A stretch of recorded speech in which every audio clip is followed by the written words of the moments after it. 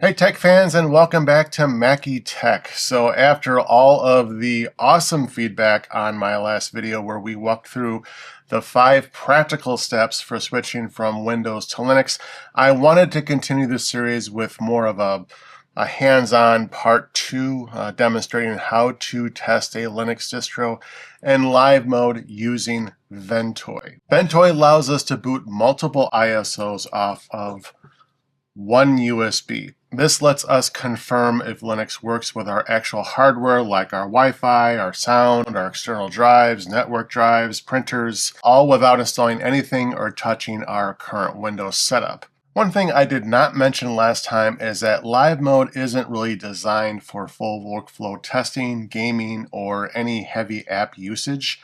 We'll reserve that for a part 3 video where we'll delve into safely dual booting Linux alongside Windows so they play nicely and Windows doesn't try to take a massive crap on our grub bootloader. So that should be fun. So for our machine, we're going to be resurrecting this 10-year-old Dell Optiplex 7010, which has a Core i5 CPU, 16 gigabytes of RAM, and a 240 gigabyte SSD drive. But of course it won't run Windows 11. I'm also going to be testing this Asus Wi-Fi dongle that I had lying around. I don't even know where the antenna is. So we're going to pop this in and see what happens. So that should be fun. So with all of that out of the way, let's jump into Windows, download and install Ventoy, throw on a few distros, and do some live boot testing with Linux. Okay, so here we are in our Windows desktop. And I have already downloaded 3 distros that we're going to test with Ventoy. We have Fedora Workstation, Zorin OS 18, and Linux Mint Mate. So let's grab Ventoy. I think I downloaded it already, but I'm just going to show you anyway. So we're at ventoy.net, and we'll click on Downloads. And we are going to grab the Windows zip file here. So then we'll go down to click on Windows zip again, and then it will start our download shortly. And we'll click on Save, Ventoy 1.1.08 Windows, blah, blah, blah. And we'll minimize this for now. So what we'll do is we'll right click on here and click on Extract All. And then we'll select a folder. And we'll double click on this folder where it extracted everything to, and I'll bring that over here. And then we'll go down to, we want to select the Ventoy to disk. What Ventoy is actually doing is it's going to be installing itself on a USB drive. So we'll plug in our USB drive, and I am using a 16 gigabyte drive here. And we'll click on our little drop down option, refresh it. Where is it? Where is it? Where is it? There it is. 16 gigabyte. That's fine. And as I was saying, that this will install Ventoy to the USB drive itself. It does not install to the OS. And that's the difference between this and something like Balena Etcher. And we'll explain why that's important in just a second. So we'll click on Install. And yes, I'm sure. And it says, congratulations. Thank you very much. And so now, all we do is we will minimize that, and we'll go to our USB drive here and see on the left-hand side here it says Ventoy. And I'll move this over just a little bit. And I'll take our 3 distros and I will drag them over. Hopefully I have enough space. Yeah, this should be fine.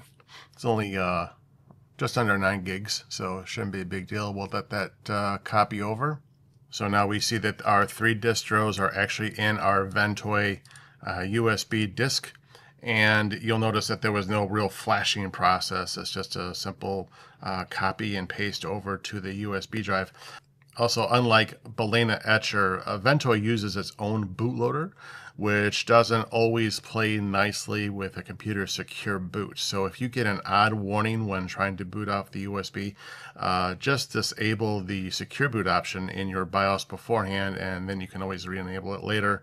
I'll see if I can show you when I boot off my Dell here. So let's go ahead and insert this USB drive into our Dell. We're going to reboot, and then we're going to jump into the BIOS and make sure we can boot off our USB, and we'll go from there. Okay, so here is the Dell we're going to be using. And here is the Wi-Fi Asus adapter I mentioned. And this is the USB drive we're going to be using that we just put our 3 distros on. So we're going to plug that in like so. And we're going to use this as an external drive just so you can see how that works when we're in live mode. We'll attach it to one of the USB ports. I believe it's a 500 gigabyte. I'm not 100% sure. I use it here and there. And this is a rickety old case, so there goes that. Okay, anyway, so we're going to plug this in. I have it connected to my capture card there. So we'll fire it up, and then we'll go into the BIOS, and we'll configure everything, and we'll get it booted. And then I'm also going to be using these Creative Labs speakers. They're USB based. I'll just plug them into the back of that Dell. So here is the Dell powering up. Okay, so sometimes you do get this weird like CGA graphics that come up with Ventoy, and that's just because I think this Dell is trying to boot into legacy mode. I'm not sure why, because I had it set to UEFI. So let me see if I can address that. Okay, so we're going to go ahead and switch over to the F7, which is the text mode, just so you can see how that works, because it is not behaving itself, but that's okay. So hit escape, go back, and we'll do an F7. Okay, this is what we want. All right, cool. So I'm just going to text down, and I can select different ISOs here. I'm going to go with Fedora and click on enter. And we're going to say normal boot mode and say yes, start Fedora Workstation Live. And this takes a couple minutes to boot. Okay, so here we are in Fedora. And again, we are in live mode. And the first thing it's going to ask us is if we want to actually install Fedora, and that means it's going to install to our actual disk itself, our hard drive. I'm going to click on Not Now. And so this is the desktop. It is a very, very clean interface. It doesn't have any icons, any drive letters, nothing. It doesn't even have a taskbar. Everything is controlled by clicking in the upper left-hand corner. Click on this little bar up here, and then it shows you your sort of your taskbar down here with your browser, calendar, files. That's where you can click on that to install to the hard drive to do a full installation. And then this is all of our apps, and we'll take a look at that in just a second. First, we want to make sure that everything is working. So we're going to go up at the upper left-hand corner and click on this icon, and it says that Wi-Fi is on, so that's a good sign. I'm going to click on this little tab here, and we're going to go to our Wi-Fi and click on Mackey Extreme, which is my very cheesy named Wi-Fi. Enter in our password. All right, so Wi-Fi is up. That is good. So just to check, we're going to go and open a browser.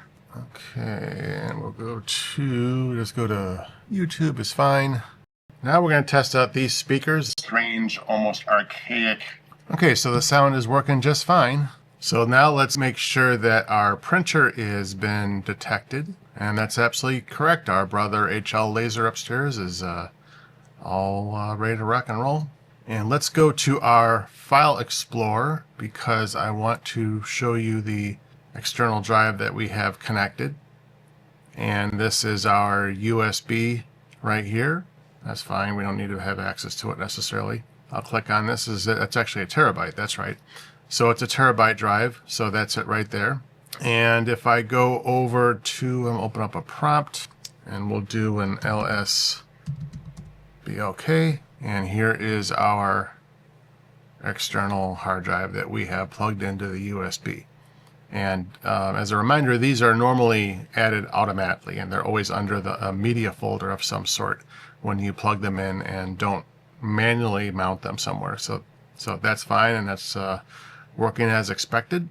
I also have a NAS on my network, so I want to make sure that I can connect to that because that's where I have a lot of my files and a lot of my documents that I want to bring over to Linux. So I will click up here and do a SMB ://192.168.1.85. And this is the password prompt from my server. And we'll put in our password. And there we are. So these are all of my share folders that I have set up on my Ugrain NAS. My wife actually has a podcast called Hear Me Out, so that's what that is.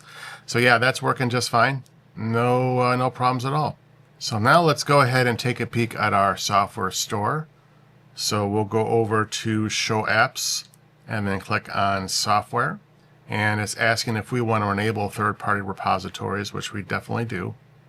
And that's going to allow us to get a limited amount of Flathub apps, not all of them. It's actually a filtered list. Some distros don't enable the full Flathub repo by default. So even if you see a few Flathub apps in the software store in live mode, it does not enable them. I don't think it does it in when you fully install it either. I have to double check. But anyway, so this is our software manager here. And if we go to our little search up here and type in Steam, we click on Steam here. So you can see that under Install, if we click on this little drop down, it has the regular RPM version, which is part of the Fedora's repository. And then it has the Flathub, which is also available. So some, like I said before, some apps don't appear on here. If there's other apps on here, let's go back 1 second. I'll show you what I mean. I don't know if these are in here or not. Yep, okay, Kdenlive is there, that's good. And I think GIMP is already installed, or it at least should be available. Yeah, that's available. There are some Flathub apps that aren't installed as part of the live mode, or not available as part of the live mode. And so if you wanted to determine if the apps are available, you can enable the full repo for the Flathub, and I will leave a link in the description for how to install that in the terminal.